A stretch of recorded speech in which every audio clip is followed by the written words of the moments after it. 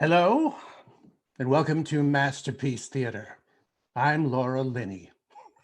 Of course, my name is not Laura Linney, it is Bill Corbett, and I co-wrote the play you're about to see, Hate Mail, along with my friend, playwright Kira Obolensky.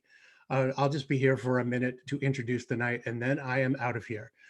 Kira and I wrote this about 20 years ago as a sort of parody of a popular play at the time called Love Letters. And we did it in actual correspondence to each other in character, throwing each other for loops at times. And later we shaped and edited what we had a bit, but a lot of what you're going to see tonight remains as it was in the original exchange. And it's had a nice life in the theater. It's meant to be done simply, which probably helps its life in the theater, with just two actors reading correspondence. So it seemed like a good fit for an online performance during these pandemic-y, isolated times. And we are blessed with two truly amazing actors, Ray Seehorn and Paul F. Tompkins. I can't thank them enough. They're just, it's just a joy to work with them. Also, I want you to know that this, as you probably know already, this is a benefit for Partners in Health, PIH. It's a great organization getting medical help to communities most affected by the coronavirus. And 100% of the proceeds of this event will go to them. So thank you very much. So all you need to know from here is that there will be a very, very short intermission after Act One, not like theater length, just a bit over 2 minutes, 2 or 3, give or take, just so you don't think it's over and leave us for another online show. That said, thank you so much for attending. We really hope you enjoy. You'll now hear about 12 seconds of rock and roll music, the kind that the kids love today, and then the show begins. Thank you.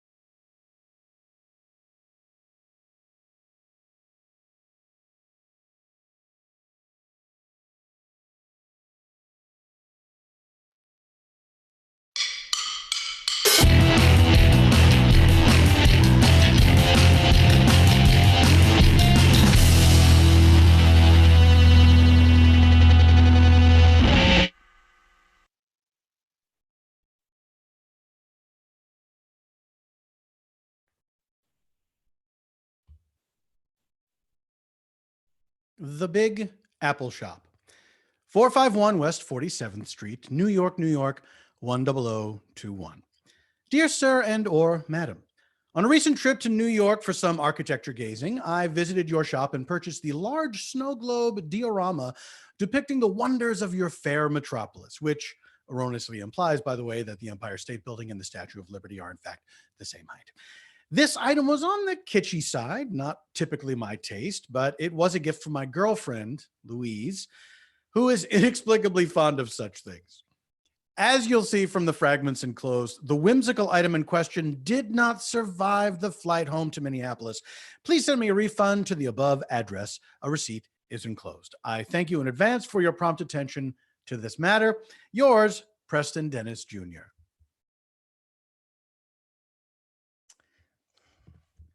To Preston Dennis Jr. regarding request for refund. There are no refunds. The Big Apple Shop. Dear Big Apple Shop, concerning the refund I requested for the faulty I Heart New York snow globe, perhaps you don't understand. Let me clarify. The thing broke. I bought it at your shop, tried to get it home in a not at all unreasonable manner, and it broke. And what I didn't mention last time is that the liquid inside the cheaply made plastic globe leaked all over my best jacket, causing an unsightly stain. Those little white floaters are certainly not snow, hydrochloric acid perhaps, but not snow. So Please send me my refund promptly, as well as a reimbursement for the enclosed dry cleaning bill. And I think I'm being generous in not billing you for a whole new garment, as my jacket's future is in doubt.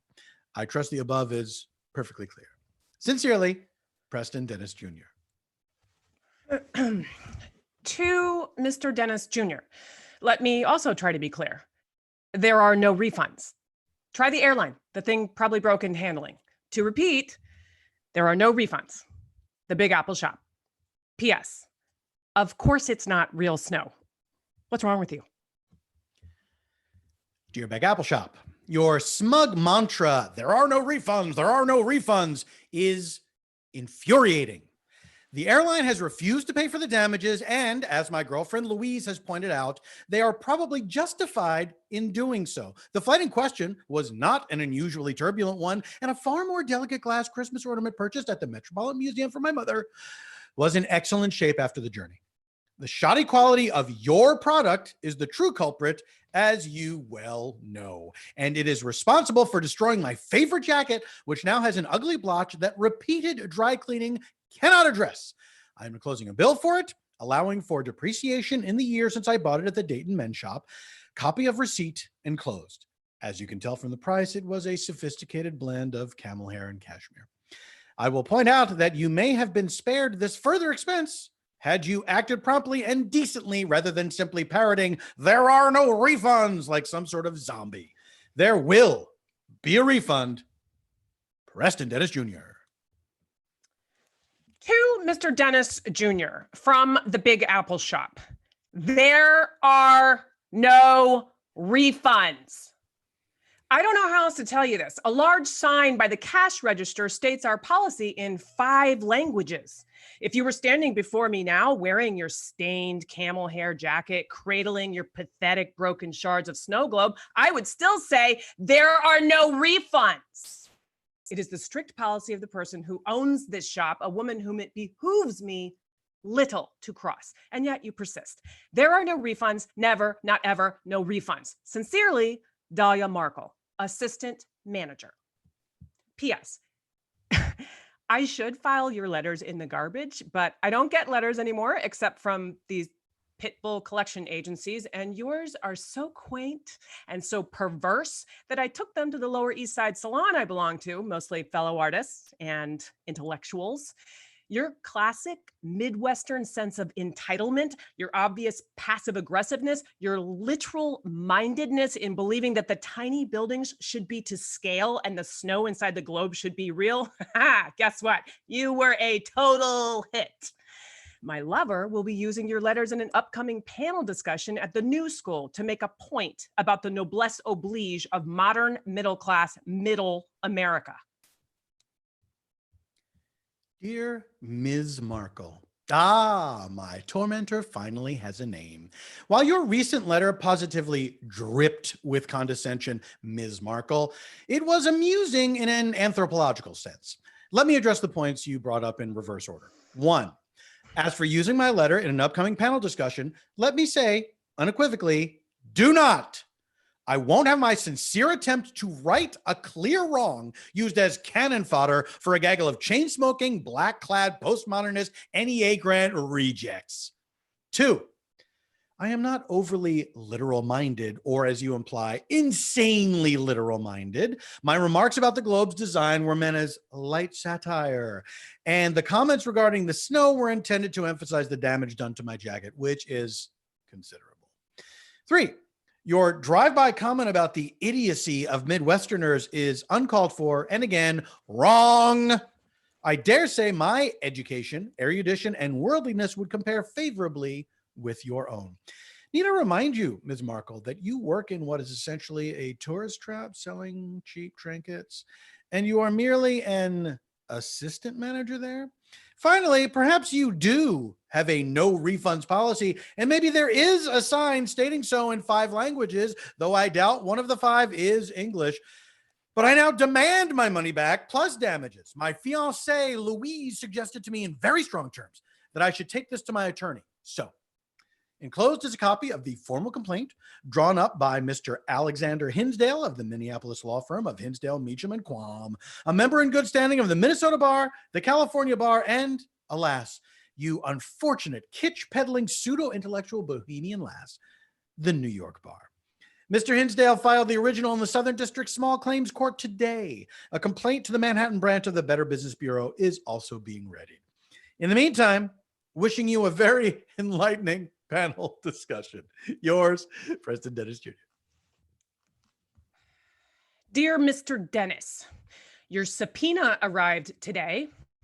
My boss nearly had a stroke, and being the bloodless petty tyrant she is, she told me I'd be fired if I didn't personally make this lawsuit go away by next week. So, in hopes of keeping this crummy job, which I desperately need right now, and getting you off my back, I enclose a check from my personal account for the $475 you demanded. I was trying to save money for some much needed dental surgery, but I guess placating some whiny rich hayseed is just more important. I know when you live on top of Mount Selfish, it's hard to see the little people, especially those of us without money to throw around, without the cash to enforce every jackbooted capitalist whim. But one day we will rise up and you will have nowhere to run. In the meantime, here are my life savings. Enjoy! I expect this will put an end to this correspondence. Dahlia Markle. To the editors of the New York Times, dear sirs, in light of your recent article, New York, New York, it's a heck of a town, subhead, the new New York, polite, civil, and everybody's really an artist, I must recount a recent experience. While visiting, I bought a small item from a Times Square souvenir shop for my fiance. I found it to be broken upon returning home to Minneapolis. When I wrote and politely asked for a refund, a young lady who works there told me that my correspondence had been put to better use at a downtown panel discussion to mock the parochialism afflicting the rest of the country. This encounter with a certain Ms. Dahlia Markle suggests to me that your characterization of the new New York may be over-optimistic. Personally, I'd think twice before returning anytime soon. Thank you for hearing me out. Sincerely, Preston Dennis Jr., Minneapolis, Minnesota. Dear Mr. Sincerely, your letter to the Times did not go unnoticed. There is now a spirited discussion of the Markle factor on the local news. Even the mayor has denounced me. And yes, I got fired at a time when I can least afford it. I'm weeks away from a photography exhibition that could make my career, and I'm broke. I won't go into the sordid details. Suffice it to say, I have no money for supplies, subway fare, or rent, even for this squalid hole in the wall. And on top of all of this, my name has been tainted by your cheap cruelty. You seem not to understand the hell you've gleefully pushed me into. I am enclosing these photographs to show you. Look at them. Wake up. Empathize. Put your big, rich feet in my shoes. See? My refrigerator is as empty and as hungry as I am. Look at the army of cockroaches on my wall who won't die despite ongoing chemical warfare. And see that gaunt, ghoulish face reflected in the window? That's mine. Prematurely old, worried about things you don't even know the meaning of, like eviction, which I face soon, and Queens, where I grew up, which I couldn't flee fast enough, but to where I soon may have to return and move in with my creepy uncle. The one bright spot in this misery is that I no longer must work in a place where I can receive complaint letters from crackpots. Dahlia Markle. P.S. I will get you for this. Sooner or later, you will come to rue the day you entered my life and pissed all over it. Dear Ms. Markle, I copied your home address from the personal check you sent a while back, which I'm returning uncashed. Your photographs moved me to tears. I don't mean this flippantly, though I've given you precious little reason to think otherwise. You are a real artist. There's palpable emotion coursing through your work, and it touched me. Indeed, it put my recent experiences into perspective. I've been in an emotional hurricane for the last few weeks, and every single solitary aspect of my life is in question right now. You are one of many people to whom I owe a sincere apology. I am a pig. I am and should be ashamed to the core. I have walked through this world with arrogance and bluster, and I can stand myself no more. I was jolted to a new plane a few weeks back when my fiancée Louise coldly and summarily broke off our engagement. I found myself weeping like a baby at having lost this woman whom I didn't truly like and of whom I was deathly afraid. Perversely, this made me imitate her behavior. She helped amplify a dormant cruelty in me. Make no mistake, I've become a fucking monster. In the past few months, I found myself bullying waiters, abusing clerks, and filing lawsuits by the dozens. Yes, Ms. Markle, you were not the only one I dragged into the justice system for redress of my petty, stupid irritations. I recently filed suit against a barber for a bad haircut, which was not his fault anyway, but a function of the shape of my head, which is an outside, lumpy, ridiculous, massive skull. I also sued a taxi company in Chicago for a rough ride down Michigan Avenue, a coffee shop in Seattle for what I perceived as sour milk in my latte macchiato, the city of Bemidji, Minnesota for a scratch on my Saab Turbo 9000 in a public parking lot, and the St. Paul Chamber Orchestra for misleading information in their brochure. God help me. What have I become? I don't ask you to answer this rhetorical cry to the heavens, Miss Markle. I ask only this. Please forgive me. You were merely trying to make a living, and I had the gall to enter your life and spread ruin, the cosmic nerve to insult you who works so hard, so honestly, me who contributes nothing to this world except my annoyance with it. Please do me the service of accepting my personal check for $1,000 enclosed to support you in your brave work. Just looking at your pictures again, I feel an electric surge, a mixture of vitality and deep, deep sadness. Yet somehow there's an indomitability, there's purpose, though they are very, very sad. They have made me cry again and again. So many things do these days. Forgive me, Ms. Markle, and please forge ahead for us all. Dear Mr. Suddenly Sensitive, sorry to hear about your emotional hurricane. I do think getting your patrician butt kicked might do you some good, though. Like Lou Reed says, when you pass through the fire, you pass through humble. The check should just begin to slightly approach making up for the financial damage you've caused me. Wake up. You people cannot live like this forever. D. Markle. Dear Ms. Markle, oh my God, there is some otherworldly connection between us. You quoted Lou Reed. If anyone in pop music is my idol, it's Lou. In fact, the second of my two main avocations, the first is architecture with a special concentration in urban landscape theory and practice, is that of freelance rock and jazz critic and pop music historian. And I've long been a devotee of Lou. Lou rules. I can't ignore this. And you're right. I can't live like this anymore. Maybe you can tell me how to live better. Would you? Would you please let me write you again? Your Coney Island baby, Preston.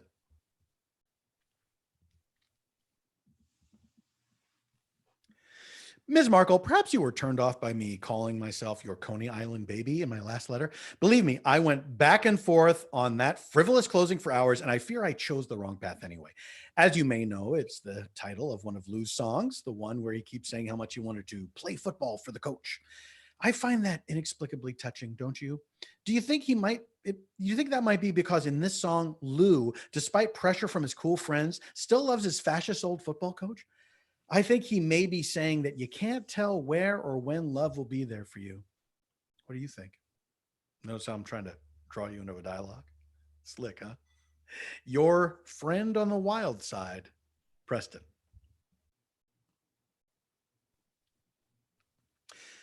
Dahlia. Unga bunga, bunga bunga, binga, binga bunga. As Bugs Bunny taught the crazy cannibal, language breaks down when there is no true conversation. I don't want to break down. Please keep me from breaking down. Binga bunga, Preston. Dahlia, I have in fact broken down. Suffice to say, it involved making a very public proclamation about the decline in U.S. architectural integrity while standing on a giant Lego block in the Mall of America. My mother said I was, in fact, shrieking. I have been prescribed medication on a trial basis. Sorry if previous notes had gotten a bit strange. Perhaps a magic bullet will bring all down to earth again. Will you write back, though? Preston.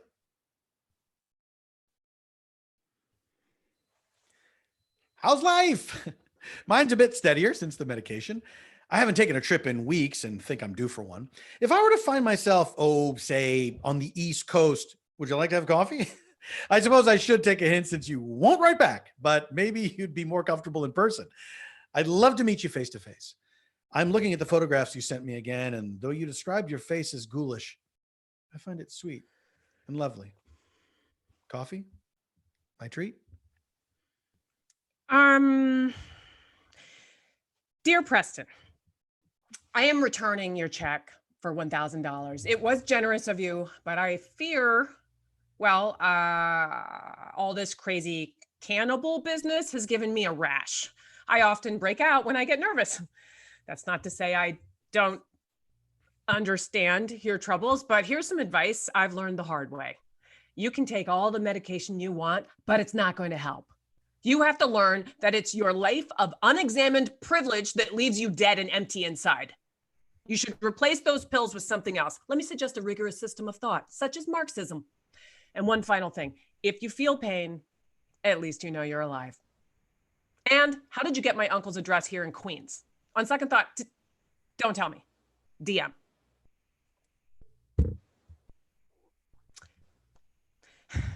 Hello. Or should I say, what the hell? I write to ask you a question, not to resurrect the sputtering dialogue of months ago. Some background information. My exhibition was not the hoped-for critical success. Apparently, depicting the unclothed female body amid the urban pastoral of the 20th century is more suited to a Calvin Klein ad. This from one of my ex-lovers, who I have discovered is just another snob underneath all that comme des garçons.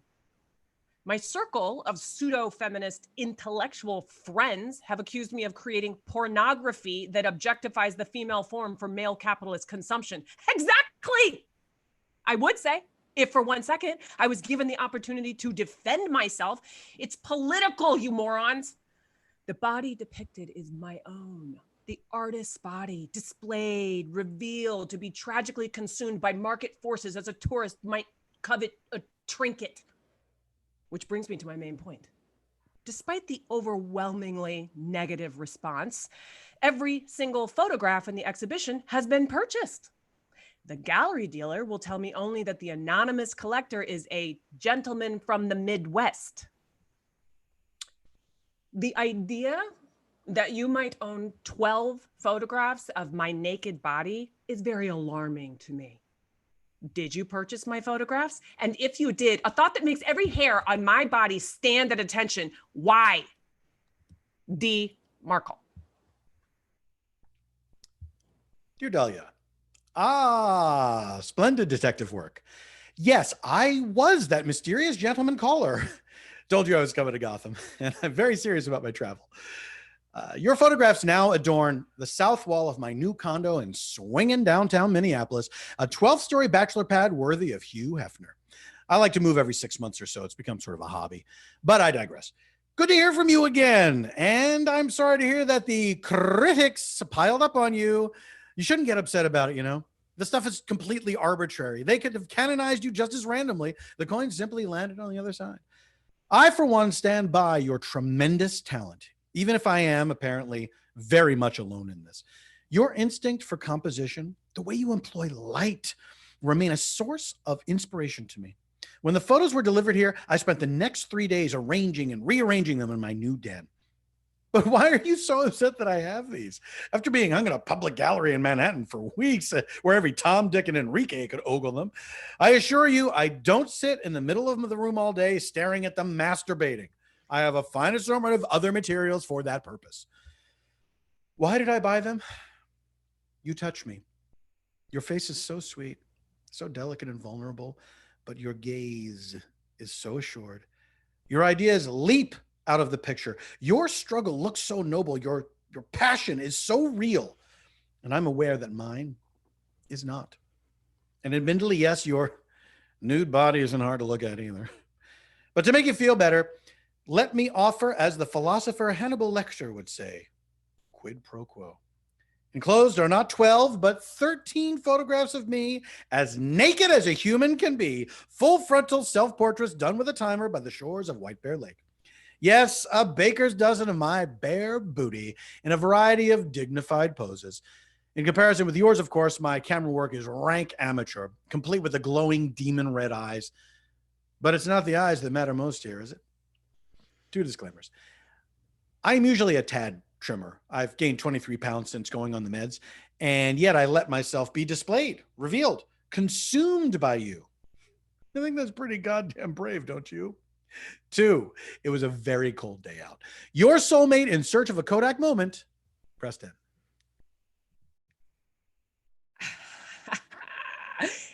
Mr. Dennis, I received your letter, which has been forwarded to the police and the FBI. I used to date a cop, and you should know she's very protective. Also, purchased a Doberman Pinscher. I am also returning your photographs in the sincere hope that you will give me back my photographs and get out of my life.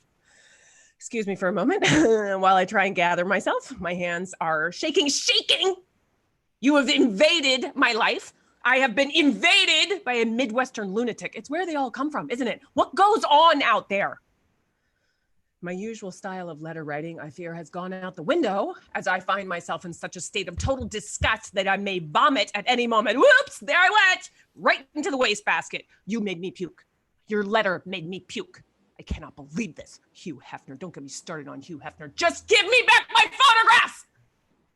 I mean it. Sincerely, Dahlia Markle. P.S. If you think I'd be turned on by Polaroids of your pasty, lumpen body, then you need to immediately double the dosage of those happy pills you take.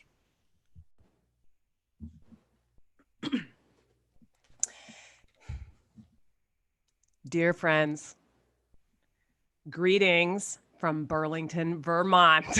You may be surprised to get a form letter, but I wanted to celebrate my change of heart and life with all of you, my closest friends. But it's hard to write personalized notes to 83 people. As many of you know, I've had some recent hardships. I lost my job, my health insurance, and my apartment. I've had to rethink my entire career as an artist due to an unfortunate collective misinterpretation of my work. And spent 3 weeks living with an uncle who sniffs adhesives. Yet, all is for the best. That time spent wrapped in a sleeping bag on my uncle's filthy floor was exactly what I needed. I decided to leave New York City. The change has done me a world of good. I discovered an astonishing collection of like-minded souls here, most of them younger than myself, and recently graduated from Hampshire College. Plus, I've found meaningful work. I am working with the Coalition Against Pollution, or CAP, C-A-P. CAP is very militant, but in a very positive way. We eschew the pretty pictures the Sierra Club and other organizations proliferate to get money. We denounce them as lies. We are raising funds to produce a calendar that will feature the real American landscape. Every month will showcase another atrocity committed by capitalism. I have learned things about a certain ice cream company that would change forever your feelings about cookies and cream. The CAP calendar will hang in kitchens across America, a potent reminder of the truth.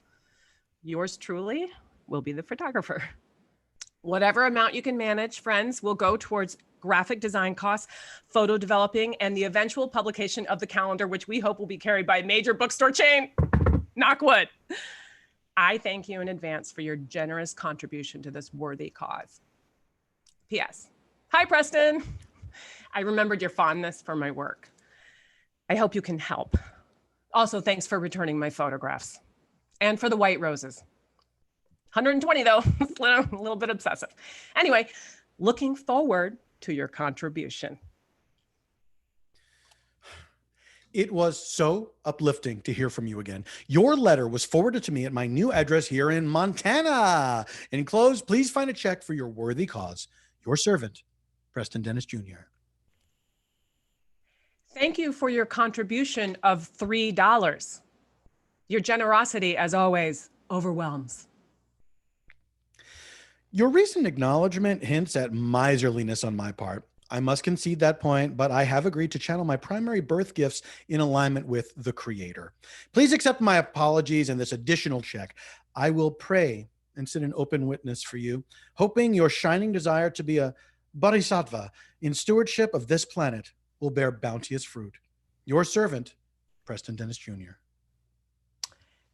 Thanks for your additional contribution of $2. I have contacted the Journal of Philanthropy to announce your gift. The calendar was a bust anyway, with or without your spare change. Cap's crunchy granola president disappeared with the money. I am now working in an ice cream factory until my carpal tunnel syndrome flares up, as it always does when my wrists are subjected to repeated mechanical motions. Your master, Dahlia Markle. I could not help but note the bitter tone of your recent letter. Please allow me to make a humble suggestion. As you may have gathered from recent correspondence, I have started a journey toward the light. The Creator forced me to countenance the future. I was gathering towards myself by living out of balance. I had run into a wall. While hurrying through Loring Park in tremendous agitation one evening, incensed by the rude service I just received at a nearby bistro, I was approached by an angelic young woman, a true bodhisattva in high witness, who immediately noticed the hell I was in and gave me the remedy. I now live here outside Whitefish, Montana, in a vibrant spiritual community. It is called Horizons Farm, and we are a completely self-sufficient vegetarian people who have come together out of an instinct that there is something more to this existence than what we've been taught. We work hard and sit in constant open witness for each other. It's glorious. I'd like to offer this gift for you to attend one of the introductory weekend intensives here in Whitefish. I'd be delighted to use my primary birth gift of money to send the necessary travel money to you.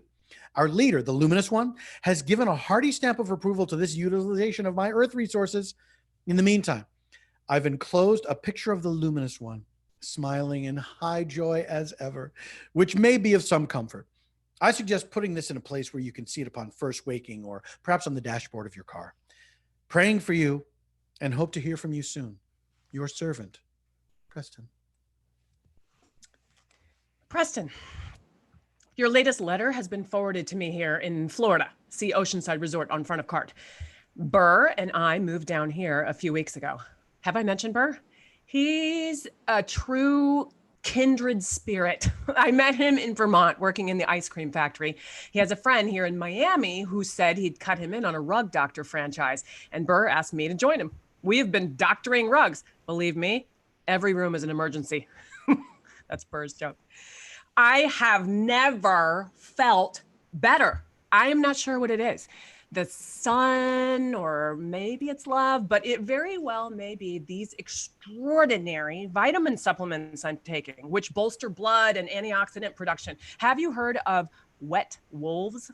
Burr and I believe in the product so completely, we've become dealers. We are selling them so fast. I wonder if it's all just a beautiful dream.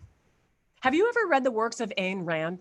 God, I now completely believe in capitalism. It's the only way that makes sense. And there's an inherent goodness in it. I'm quite horrified when I think on those years spent dabbling in the corrupt world of so-called art. Why did I wait so long to enter the marketplace of ideas, of products, of philosophies? It's all one, especially when the market is such a miracle, so efficient, so energizing, and so fun. God bless free enterprise. And to hell with photography. Anyway, as for your invite, strange as that place you live sounds, we may just take you up on it. I had the idea, and Burr loved it. We'll do a sales tour for our amazing vitamins on the way to Montana, networking and drumming up business as we go. And then if you and your grand exalted leader don't mind, we'll visit and make a brilliant sales pitch to your group. We'll prove that you have 150% more energy when you supplement your diet with wet wolves. Also, your group could supplement its income selling them. What do you think? Right back ASAP, since Burr thinks we should get on the road soon. Dahlia. Oh, P.S. If this works for you, please wire the travel money you mentioned to me, care of the rug doctor address above. Please take into consideration the high cost of gas, motel stays, meals, etc. Oh, my prayers have been answered. The Luminous One said he'd love to have you visit and was especially interested in the vitamins as a potential source of extra revenue for our community. So please come visit. I just wired all the money you will need to get here and more. Your letter was a special gift considering the ordeal I've been through lately. Last week, my parents dispatched several gentlemen to, shall we say, escort me back to Minneapolis. I was working in our lima bean field when 4 stocky men wearing bland-colored windbreakers appeared from nowhere and set upon me. In all modesty, I have to say I employed the hoe I'd been using in a pretty fearsome manner, actually knocking one of these nice but very misinformed gentlemen fully unconscious. This allowed me to run back to our compound and hide in the meditation hut. The silver lining to this difficult experience is that my faith has raised my status in the eyes of the Luminous One. The LO has made me a full acolyte and has matched me with a lovely bride. Perhaps you can stay for our wedding, and by all means, bring your friend Burr. He sounds like a fine, high-spirited fellow. Wait till you see the vegetarian feast we welcome you with. We can make it gluten-free if you're allergic. Until then, know that you are in my prayers and that I sit often for you. Your servant, Preston.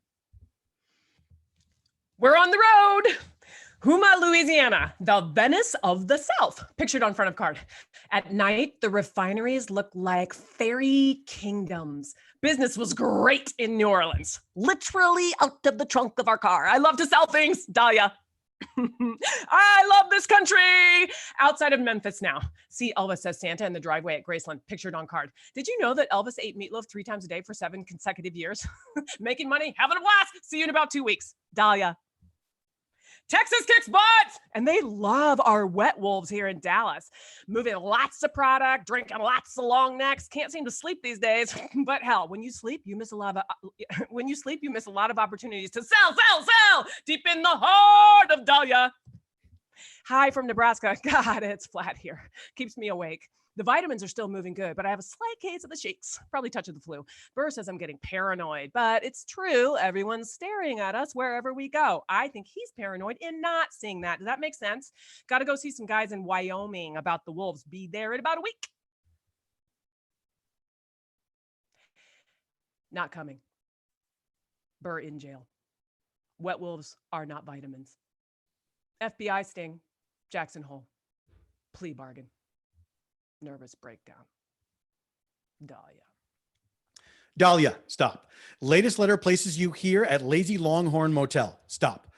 Proprietor Mr. Standing Bear has indicated he is sick of my phone messages. Stop. But says you are in fact there. Stop. Calls you that weird lady. Stop. Why will you not answer? Stop. Do not move. Stop. Stay there. Stop. Am on the lam. Stop. More info to follow. Stop. Preston. To Lazy Longhorn housekeeping staff. Sorry to rip a page from the Gideon Bible, but this motel is apparently too cheap to supply stationery. As I put down these words, I have not even chosen the manner of my departure. I will try not to make a mess. I do realize that my lifeless body displayed like this for all to see, revealed in all its despair, consumed by this world, may be a shock. But it's out of my hands now. I can no longer travel this path. I am heartsick, broke, weary, abandoned, possibly in a great deal of legal trouble, and aesthetically drained. I have lost everything, and Dahlia, sending this FedEx from the road. They say in uppercase on the envelope, do not send cash, yet that's precisely what I am doing. This will cover your past due bill at the Lazy Longhorn and should be sufficient till I arrive. Promise Mr. Standing Bear an extra 100 to treat you nice. I hope this is in fact happening. I am on the run, have escaped, am no longer a member of Horizon's sick-ass fuck bunny farm. Caught the Luminous One giving physical illumination to my bride Persephone and hit him with my hoe. May even have put out his light permanently. Am now on my way to you. Don't move. Don't budge. Stay there. Hold on. I'm coming. Stay. No go. Stay.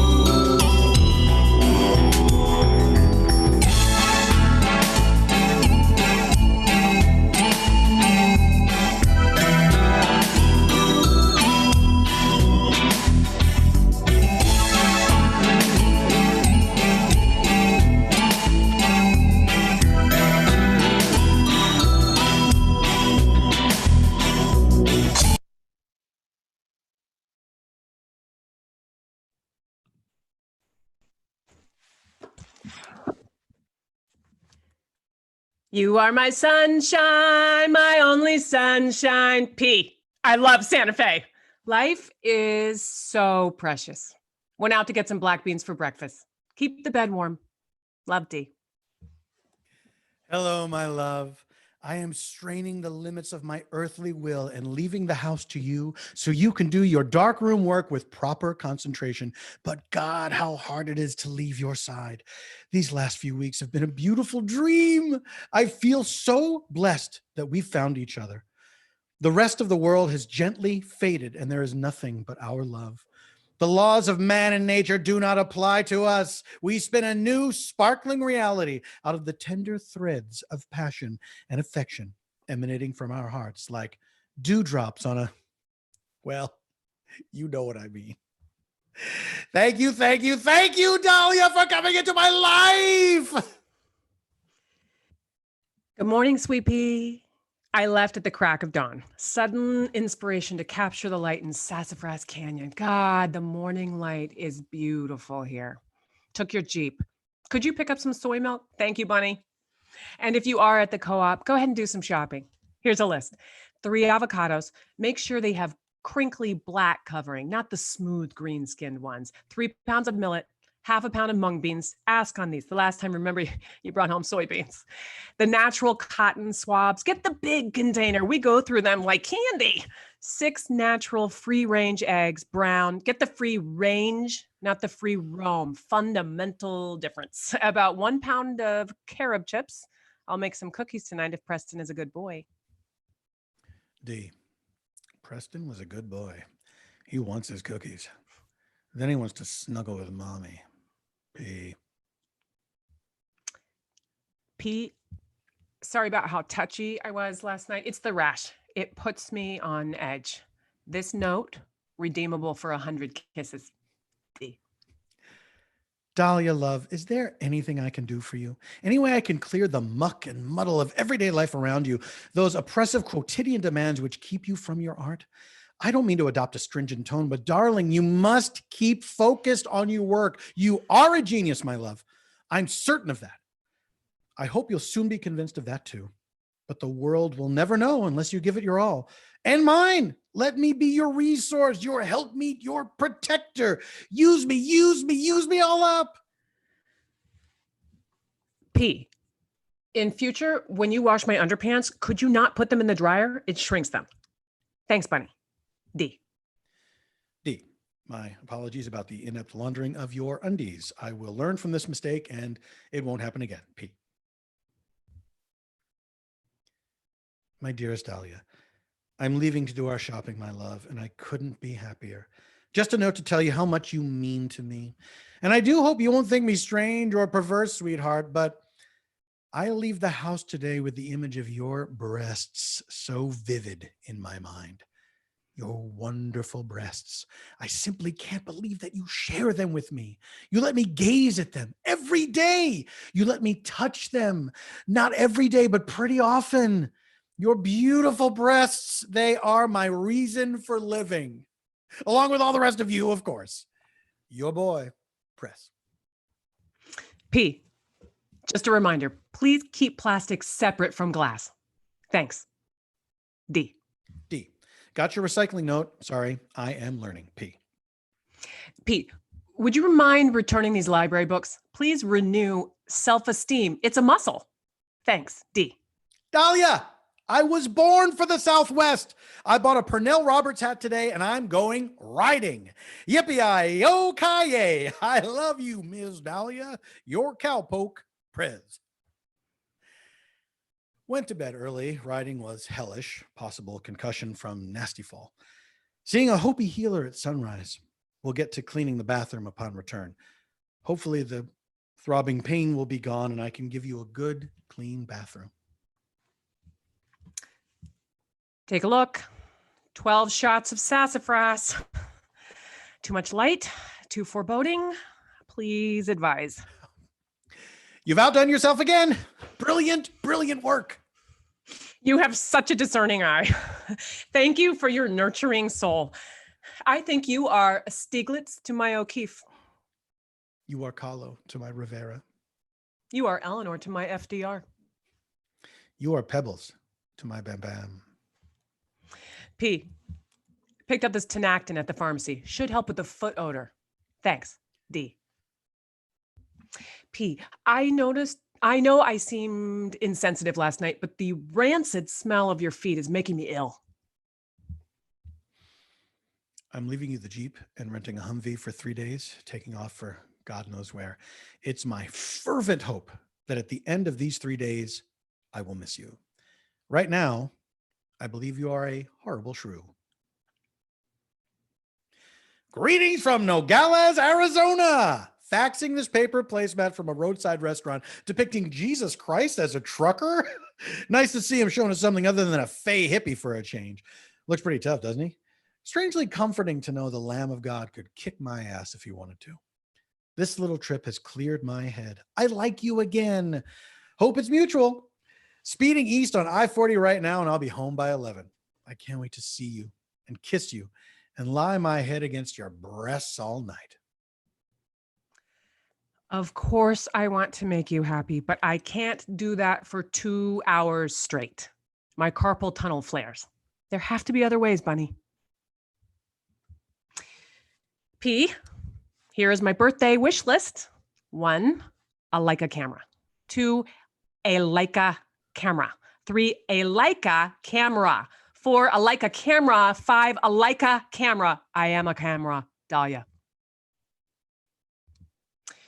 P, thought for the day. Don't confuse activity with achievement. D. D, here's another thought. Don't confuse pretension with talent. P. P, God damn it, don't dry my underpants. Please explain yourself. D.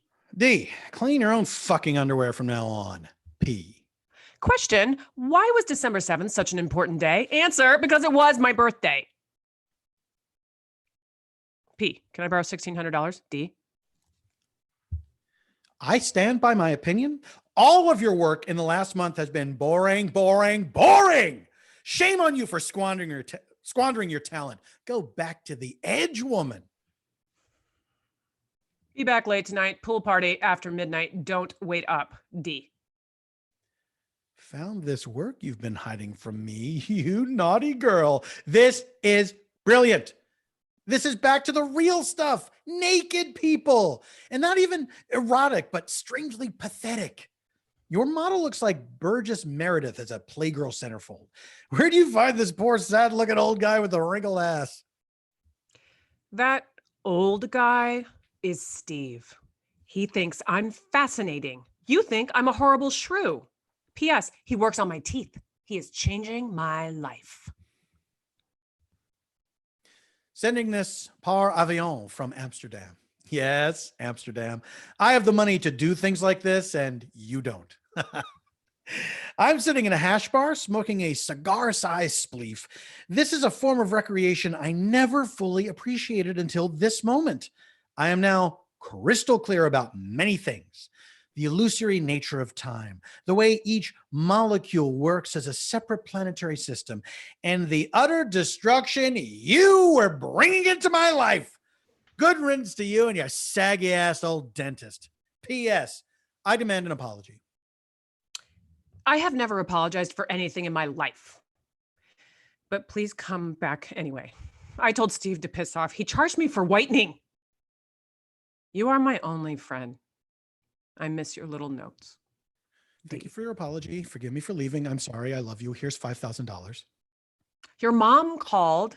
She seemed surprised to hear my voice. I think I may have been rude, but I was just trying to make small talk. She wants you to call immediately. Brace yourself. Mr. and Mrs. Preston Dennis Sr. of Lake Minnetonka, Minnesota are coming here to Santa Fe. Your parents' plane due in at 5:45. I went grocery shopping. Express your love. You don't need to be frightened of them. They love you. Remember that. You came from their groins. Love, D. I love you. I despise you. Unga, bunga, bunga, binga, bunga. Sorry about last night. I think I may have said a few obnoxious things at dinner. I drank too much wine and I couldn't stop myself. Is that why things were so tense? Your mother is a monster. The look on that woman's face, like something died in her mouth. I think your dad's personality has been kidnapped and replaced with a machine. And the way they treat you, like you're mentally incompetent, it's insulting. Anyway, I left a note under their door asking them to leave. I'm at the pool. Dahlia, where are you? I just got back from dropping mom and dad at the airport, and I have big news. I'm disinherited. Years of drinking didn't do it. A decade of sloth and dilettantism didn't either. Endless bouts of depression and rage, constantly having to bail me out of jail, membership in a bizarre millennial cult. None of these made my parents cut off my trust fund. But you did. They absolutely goddamn hate you. And you know what, honey? I told them off. I called them miserable tin-plated oligarchs with disgusting skin, and I told them to fuck off forever and ever. I feel like a colossus. I feel so proud, so free. Dahlia, I love you more than ever for leading me to the truth. I'm running out right now to find a good, honest job, and then I want to come home and make love with you all night. Dear Preston. Oops, just saw your note in the fridge. I want you to know that you are truly one of the world's special people. I am grateful for these past few months we have spent together. I will cherish them forever. However, I feel as if I have been living someone else's life. There's something different and better out there for me. And I want you to know that I don't run from the little irritations in our relationship, the whining, the filthy habits, the strange smells, but rather to embrace the possibilities for the future. I hope you don't mind, but I am taking the Jeep. I'll be at Steve's condo in Boulder, where I'll ponder my next move. Please send my things to the address below ASAP. All the best, and with a lot of affection, Dahlia. Destroyer, goddess of destruction.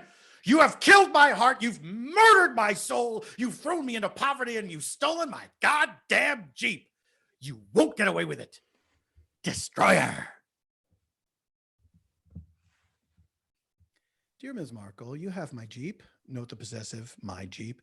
Enclosed are copies of my original sales invoice for this vehicle and its subsequent registration and insurance papers. Note the name on all of these documents. Note that it is, in fact, my name.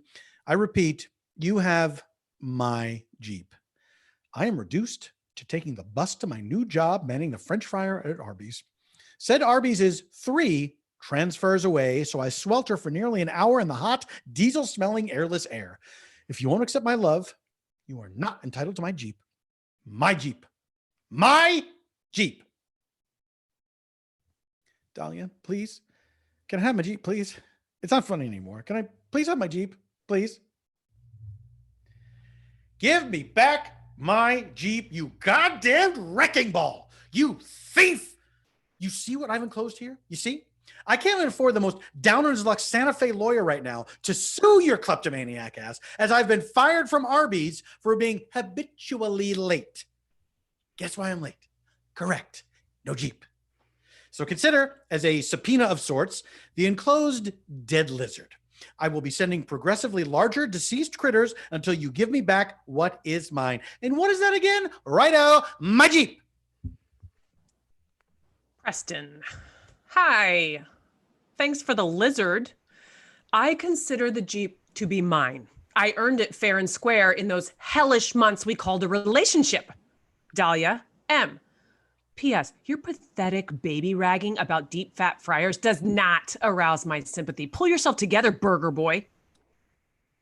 Dear Ms. Markle, the Gila monster, found in deserts throughout the Southwest, has frightened and fascinated the denizens of this land long before the arrival of the white man, and long since. Its deceivingly beautiful black and orange beadwork skin, its deadly venom, and its enormous size make it a reptile to be reckoned with, even when dead. As you'll see from the enclosed Gila monster, deceased, of your very own. It will soon be joined by an even more imposing beast of the desert, also expired, unless someone gets his Jeep back. For God's sakes, Preston, stop sending me reptiles. I am warning you, if I receive one more lizard, I am notifying the FBI and the ASPCA and all the lizards' rights groups if there are any. By the way, there's going to be a profile of me in Vanity Fair, and this is fantastic news, which apparently you seem to already know. The writer Bettina St. Clair told me that you've tracked her down and that you promised her, quote, some great dirt. Is this true? And assuming it is, will you back off if I return the Jeep? Ms. Marco. Ms. Sinclair was prepared to wax poetic in her article about how your photographs, and I quote her, with no loss of aesthetic vision or compositional beauty, convey a heart-rending empathy for those cast off by society, the victims of our country's soul-grinding economic machine, for those left behind. So I thought she might find a quote from one of your letters to me of interest. This is you, my dear, a mere 7 months ago as you lit out of Miami with your felon boyfriend. I'm quite horrified when I think of those years spent dabbling in the corrupt world of so-called art. Why did I wait so long to enter the marketplace of ideas, of products, of philosophies? It's all one, especially when the marketplace is such a miracle, so efficient, so energizing, and so fun. God bless free enterprise, and to hell with photography. Interesting. So as for a deal, send me the Jeep before I even consider the possibility of considering that. Yours in the marketplace, Preston Dennis Jr. Mr. Dennis. Okay, Taco Man. At no small expense, I sent the Jeep with the driver today. Now give me that letter back. DM. Ms. Markle, I'll think about it. Okay, thought about it. The answer is no, PD Jr. Preston, please, I am asking you nicely, and if you don't respond nicely, then I will unleash my pack of Madison Avenue lawyers on your sorry life. This is me, Dahlia, asking you as nicely as I can. I offer you money, real money. Stop acting like a baby. Give me back the letter, Dahlia. I'm keeping the letter. I'm keeping all your letters. They're the only thing I got out of this endless nightmare with you, and I'm going to show that reporter your blatant hypocrisy, and I'm going to enjoy it. P.S. How dare you call me a baby, you hollow-eyed, buck-toothed harpy. Apologize for all your name calling. Ms. Markle, I was recently visited by one Mr. Joseph Flom, a fearsome-looking gentleman of 6'5" and easily 300 pounds, who claimed to be an ex-New York City police detective and now a private investigator under your retainer. He visited me in my current place of employ, Taco Tommy's, and pushed me violently around my dishwashing nook until I agreed to walk him to my trailer park, where he forced me to hand over your letter. Taco Tommy has fired me for bringing this ugliness to his little family restaurant. I have burned the remainder of your letters to me and have enclosed the ashes.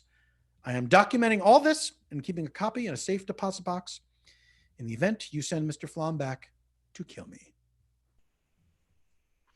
To the editors of Vanity Fair magazine, I can't thank you enough for the flattering portrait you did of me in this month's issue. I want to thank Bettina St. Clair for her beautifully written prose describing my work, but perhaps more importantly, I want to commend her frank yet sensitive treatment of an unfortunate time in my life.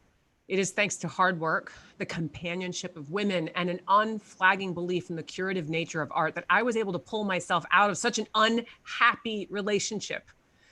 I urge all women to ask themselves the question, don't I deserve more? Sincerely, Dahlia Markle, Boulder, Colorado.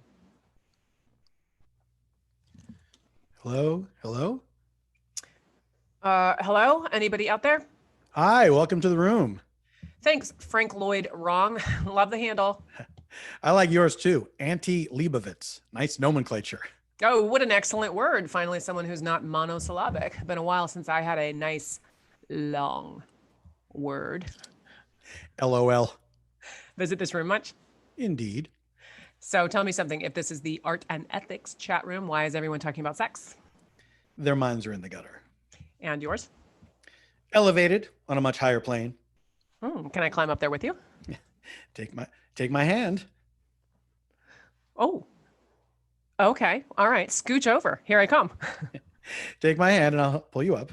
Okay. Wow, a gentleman. Nice view down your shirt as you climb up. Oh, I spoke too soon. LOL. LOL. So what's on the agenda? Arts? Ethics? Here's the thought. Modern architecture is in the business of creating cages for our bodies. Agreed. Well, that was easy. I find there are too many cages, bodily and otherwise. And what about that body? Artistically, ethically? What do you mean? Well, are you a woman? Yes. Just checking. Are we still on an elevated plane? I'm getting elevated. Yes, I am. Terrible joke. I need to push you down to the rabble. Sorry. I do like visuals. Are we falling into the gutter with the rest of them? There's a noble and aesthetically justifiable tradition of erotica. My God, I love the way you think. Let's do it. Okay. Describe the movie you're in, your fantasy scene. Okay. I'm at a circus. Oh, weird, but good. I'm the tightrope walker. What are you wearing? You know, black tights, pink tutu.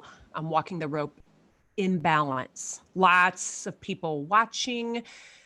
Edward waits for me at the end of the platform. He's beautiful, virile, interesting, maybe Latvian. His tights are also tight. Okay, now get to the good part. Don't interrupt. I've made it across. Edward reaches for me. His hands brush my arm just as I slip. I fall. My perfect tights rip cleanly off in Edward's strong hands, and my naked body begins its plunge down. Ooh, plunging. Edward rips off his own tights in one graceful motion and jumps after me. He catches me in midair, and we very neatly float down, entwined together into the net, where we make passionate and very interesting love for hours in front of the crowd, who applaud wildly at every new development. Oh, I love developments. Okay, now yours. Okay. There's this woman with really big chuckers. No, erotica, not filth. Right. Sorry. I'm hiding from this psychotic woman. She's destroyed a lot of men. She has it out for me, wants to castrate me. She wants to cut off my entire manhood. Please. Why? She's envious. Oh, of course. We all are. Please, go on. But there's another woman, one who can save me. It's this gorgeous woman, intelligent and wise, yet innocent, with sparkling eyes and excellent straight teeth. Okay. And her body, amazing. She has breasts, amazing too. The kind I like to fondle for 2 hours each. Ouch. Less detail. I'm trying. Your movie, what happens? The first woman, the castrating one, has me running down an isolated road trying to escape. I've been drugged or something. I hear her car approaching, her evil car. And just when it seems all hope is lost, up pulls the beautiful, sparkling woman with the hair and nice teeth and, well, you know, the big bazookas. She drives a Jeep. You're kidding. No, not at all. This woman saves me. She restores my very soul. We drive away into the beautiful fading sunlight. Oh, yeah. And we also have, you know, lots of sex in the Jeep later. What color is this Jeep? Forest green. More about the woman. She's very high energy. She takes lots of vitamins. She's a real looker. I mean, breasts like 2 honeydew melons. No, it's not possible. I just mean they're big and round. Not what I'm talking about. Oh my God. And she's extremely strong, yet vulnerable, though ultimately she's unattainable, scared of intimacy because, see, in spirit, she's a voyeur. She sees life through a camera. Dear God, what kind of camera? A Leica camera. Why do you ask? Are you a connoisseur? I have been told I have a discerning eye. Auntie Leibovitz, you still there? It's me. You? Yes, me. You. Oh my God, I need a shower. Jesus, I feel sick. Have you been trailing me? No, I didn't know it was you, I swear. I don't know how you've managed to insinuate yourself into my life again after 2 years. I didn't. I'm not. I have to go. My husband needs me. Oh, is he? Immensely successful, well-balanced, handsome, athletic, sensuous, witty, nurturing, reads a lot. And my life is rich, filled with activity and spiritual fulfillment. Yes, he is. And yet you cruise the net at night in search of cybersex. No, it's just the technology fascinates me. Sure it does. Well,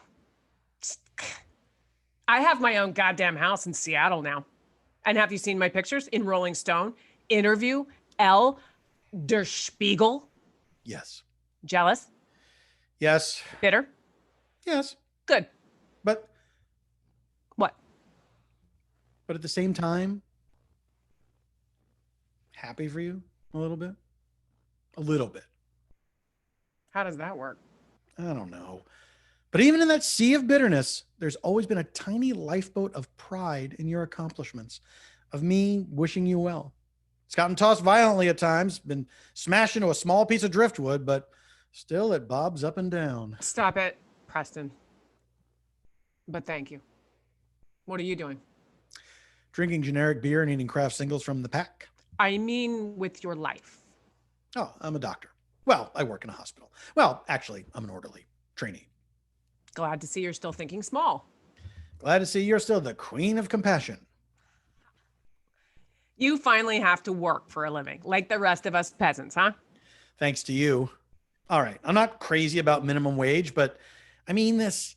I love my job. I really, these sick old people in my hospital. Oh, what? They're sweet or something? Not at all. They're fucking impossible.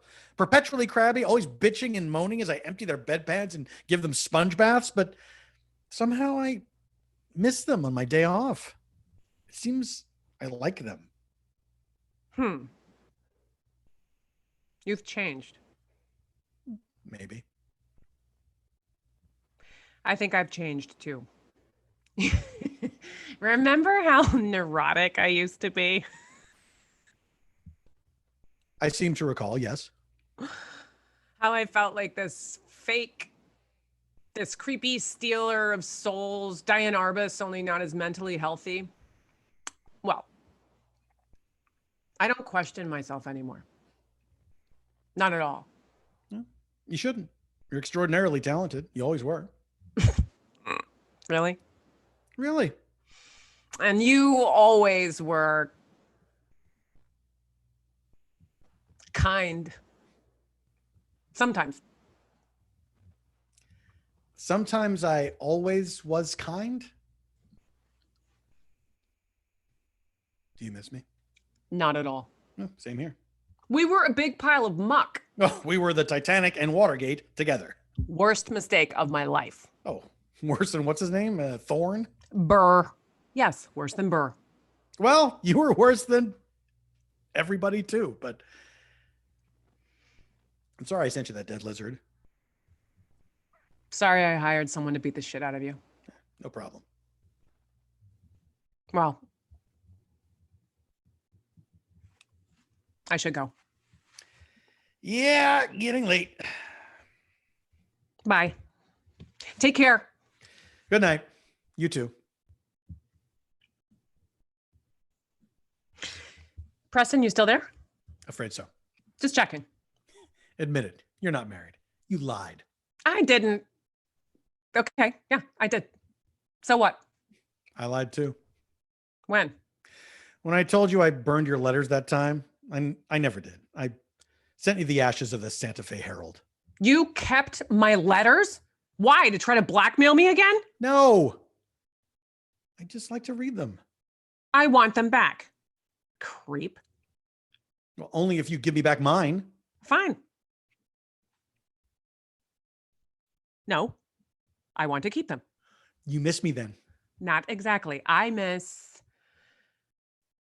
your envelopes, your handwriting, the way you use 17 words when one will suffice. No one writes me anymore except invitations to these big dumb parties. Sounds tough. I miss your letters. I could hand deliver one.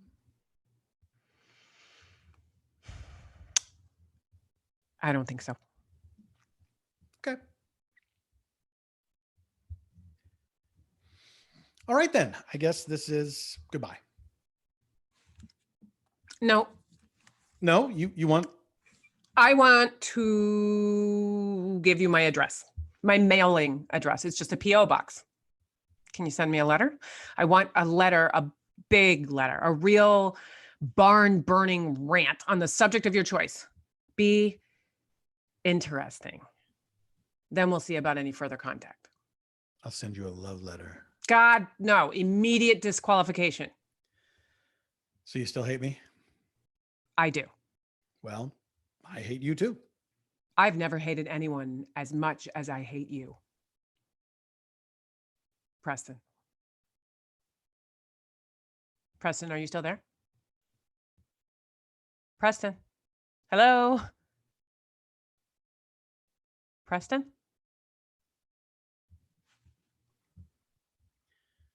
Dear Ms. Markle, enclosed, please find a snow globe. I hope it is intact and that the cheap plastic has not broken in transit. Please shake it vigorously. When the snow ceases to fall, look inside. You will see a tiny letter. It's between the two bigger Dalmatians. Please read the letter. You may need a magnifying glass, but I dare say that is a small effort to make compared to my task of writing the thing and getting it in there. Can you read it? 3 words? See them? The battle continues. I await your response.